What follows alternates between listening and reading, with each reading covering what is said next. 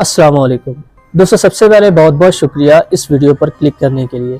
दोस्तों, आज की इस वीडियो में हम बात करने जा रहे हैं उस फिल्म की जिसका आजकल पूरे इंटरनेट पर ट्रेंड चल रहा है। जी हाँ, मैं बात कर रहा हूँ धुरंधर मूवी की।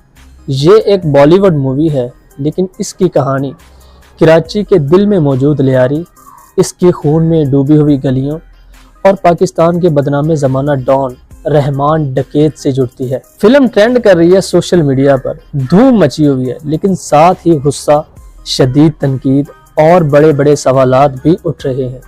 आज की इस वीडियो में हम इस फिल्म की हकीकत, लियारी के किरदार, रहमान डकैत की असल कहानी और वो तमाम एतराज़ात बेनकाब करेंगे जिन्होंने पाकिस्तान के लोगों को आग बगोला कर रखा है। और साथ ही ये भी बताएंगे कि मुंबई के कौन कौन से डॉन्स ने भारत के शहरियों और देहातियों के नाक में दम कर रखा है।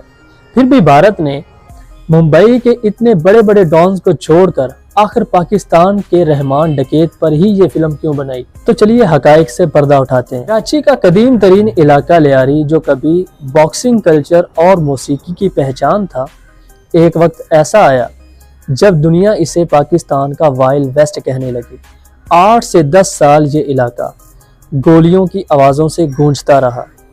लियारी की गलियों में राज पुलिस का नहीं बल्कि डकैतों और गैंगस्टर्स का था। बत्ता, कत्ल, मंशियात, अगवा ये रोज़ का मामूल था। फिर एक दिन ऐसा आया कि इन तमाम गैंगस्टर्स में एक ताकतवर नाम उभर कर सामने आया, जिसका नाम था रहमान डकैत। जी हाँ, रहमान डकैत एक ऐसा शख्स जिसने लियारी के खौफ व सियासत और बदअमनी को अपना हथियार बनाया।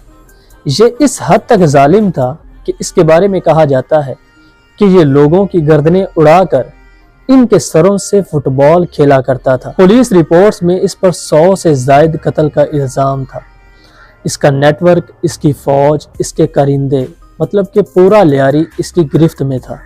फिर 2009 में एक पुलिस मुकाबले में और एसपी चौधरी असलम की क़यादत में रहमान डकैत का खात्मा हो गया। ये वाक़या बाद में कराची के गैंगवार की तारीख का एक टर्निंग पॉइंट बन गया। अब आते हैं इस फिल्म की तरफ। धुरंधर दरअसल एक अंडर कवर जासूस की कहानी है जो कराची के गैंगवार और नेटवर्क में घुस जाता है। फिल्म में रणवीर सिंह बतौर हमजा मरकजी किरदार अदा करते हैं। हमजा खुफिया इंटेलिजेंस एजेंट है जो कराची के इलाके लियारी में दाखिल होकर जराइम पेशा गैंग्स के नेटवर्क में घुस जाता है ताकि दहशतगर्दी और मुनज़्ज़म जराइम के खिलाफ कार्रवाई कर सके। इसका सबसे बड़ा दुश्मन अक्षय खन्ना, जो लियारी के मशहूर गैंगस्टर्स रहमान डकैत से मुतासिर किरदार रहमान डकैत के रूप में सामने आया, जिस पर भत्ताखोरी, मंशियात फरोशी, कत्ल और दीगर संगीन जराइम के इल्जामात थे। फिल्म में एक और अहम किरदार संजय दत्त ने निभाया, जो कराची के मारूफ अफसर चौधरी असलम से मुतासिर है। संजय दत्त चौधरी असलम के किरदार में नजर आते हैं, जिन्होंने अपनी असल जिंदगी में लियारी गैंगवार के खिलाफ बड़े बड़े ऑपरेशन किए। इन्हीं किरदारों के गिर्द इक़्तिदार, जराइम, धोखे, खुफिया मिशन, दहशतगर्दी और गैंगवार्स की एक हंगामा खेज दास्तान घूमती है, जो फिल्म को एक भरपूर सनसनीखेज और पुरतशद्दुद स्टोरी में तब्दील करती है। तो आइए, इससे पहले कि हम मुंबई के गैंगवार्स का जिक्र करें, मसला समझने की कोशिश करते हैं कि मसला है क्या, पाकिस्तानी कौम इतनी आखिर गुस्से में क्यों है। गुस्से की सबसे बड़ी वजह तारीख को मस्क करके दिखाया गया है। फिल्म में लियारी गैंग्स को ऐसे दिखाया गया है जैसे भारतीय इंटेलिजेंस की कोई खुफिया जंग थी, जबकि असल हकीकत सियासी और मुकामी माफिया और इक्तसादी मफादात थे। कुछ भी भारतीय एजेंट जैसा नहीं था। रहमान डकैत को फिल्म में ऐसे पेश किया गया है जैसे वो कोई आलमी सतह का दहशतगर्द था, हालांकि वो मुकामी सतह का क्रिमिनल था, जिससे लड़ाई कराची पुलिस और चौधरी असलम के यूनिट्स की थी। चौधरी असलम की किरदार कशी की गई, जो बहुत ज्यादा तनकीद का निशाना बनी। फिल्म में इनकी कार्रवाई नहीं दिखाई गई, लेकिन गैंगवार को खत्म करने में इनका रोल तारीखी अहमियत रखता है। इसके बरक्स इंडिया ये भूल गया कि मुंबई में क्या कुछ नहीं हो रहा।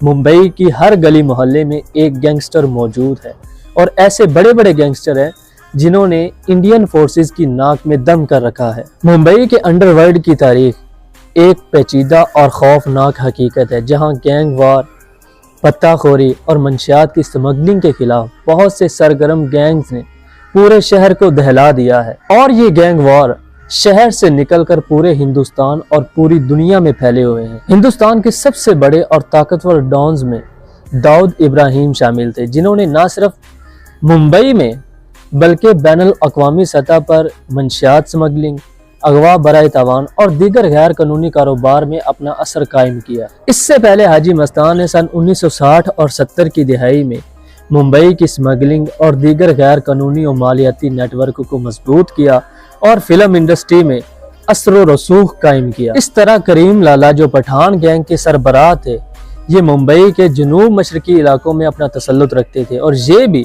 जुआ, भत्ता और दीगर गैर कानूनी सरगर्मियों में मुलव्विस थे। बाद में छोटा राजन ने दाऊद इब्राहिम के साथ मिलकर इत्तेहादी तौर पर काम किया और फिर अलग होकर अपना गैंग चलाया। दोस्तों, ये तो मुंबई गैंगस्टर्स के सिर्फ चंद नाम है।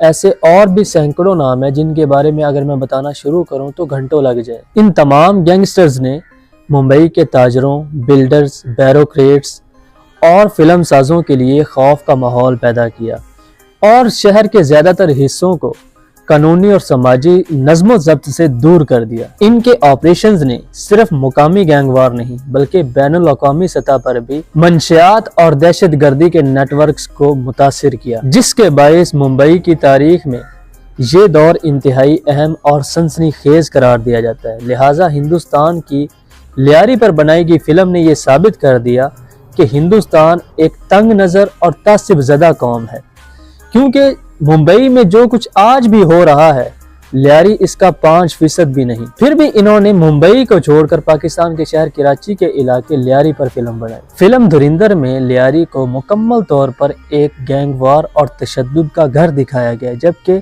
हकीकत में ये मोहल्ला कराची का एक अहम विरसा है, जहाँ मौसीकी, खेल, मेहनत कश तबका और रवायात की एक जीती जागती तारीख मौजूद है। फिल्म में रहमान डकैत का किरदार एक ताकतवर और खतरनाक गैंगस्टर के रूप में दिखाया गया, मगर इसकी अक्कासी एक जानब बयानी पर मबनी है, जिसमें मुकामी कम्युनिटी, पुलिस के प्रोफेशनल ऑपरेशंस और मुस्बत पहलुओं को नजरअंदाज किया गया। कराची के सिक्योरिटी इदारे, चाहे वो पुलिस हों या रेंजर्स, इन्होंने हकीकी ऑपरेशंस में ऐसी ऐसी कामयाब कार्रवाइयाँ की हैं जिनको फिल्म में दिखाया ही नहीं गया। यूं मुंबई के माजी की सनसनीखेज वार कहानी और लियारी की हकीकी जिंदगी के दरमियान फर्क वाज़े है। मुंबई में बैनुल अक़वामी सतह के माफिया और गैंगस्टर मौजूद थे, जिन्होंने पूरे शहर, यहाँ के कारोबार और फिल्म इंडस्ट्री को हिला दिया, जबकि लियारी में जराइम मुकामी नौइयत के थे, जो शहर की सकाफत और अवामी जिंदगी को मुकम्मल तौर पर बयान नहीं करते। लिहाजा पाकिस्तानी होने के नाते ये कहना ज़रूरी है कि धुरिंदर सिर्फ एक फिल्म है। असल लियारी देखने के लिए आपको चलकर खुद वहां आना होगा, क्योंकि फिल्म में इन्होंने लियारी की मुस्बत चीजों को नजरअंदाज करके सिर्फ मनफी चीजों को दिखाया है। तो आइए अब जानते हैं कि लियारी और रहमान डकैत के ऊपर फिल्म बनाने के पीछे असल मकासद क्या है। एक भारतीय फिल्म साज अचानक कराची के गैंगवार में दिलचस्पी क्यों लेता है? क्या ये तनकीद है, प्रेपोगेंडा है, कहानी का खींचतान, या फिर सिर्फ एक फिल्म का बड़ा कारोबार है? पाकिस्तानी तजज़ियाकार कहते हैं कि फिल्म में हकीकत फंक्शन के नीचे दब गई है और यही असल खतरा है। दोस्तों, लियारी की कहानी, रहमान डकैत की कहानी, चौधरी असलम और पुलिस की जंग, ये सब असल हकीकतें हैं, लेकिन फिल्म में ये हकीकतें सच के मुताबिक दिखाई ही नहीं गई। धुरिंदर मूवी ने शायकीन को तफरी तो दी, लेकिन साथ ही एक जंग भी छेड़ दी। दोस्तों, ये मूवी मैंने खुद देखी है और मूवी देखने के बाद मुझे पता चला कि इस फिल्म की कहानी और कराची की असल कहानी में ज़मीन आसमान का फ़र्क है। अगर आपने भी ये मूवी नहीं देखी तो इसको देखें और नीचे कमेंट में बताएं कि इसमें और असल कहानी में कितना फ़र्क है। तो दोस्तों, ये थी हमारी आज की वीडियो। आपको कैसी लगी ये वीडियो नीचे कमेंट में ज़रूर बताइएगा। अपना बहुत सारा ख्याल रखिएगा और दुआओं में मुझे याद रखिएगा। अल्लाह हाफिज़।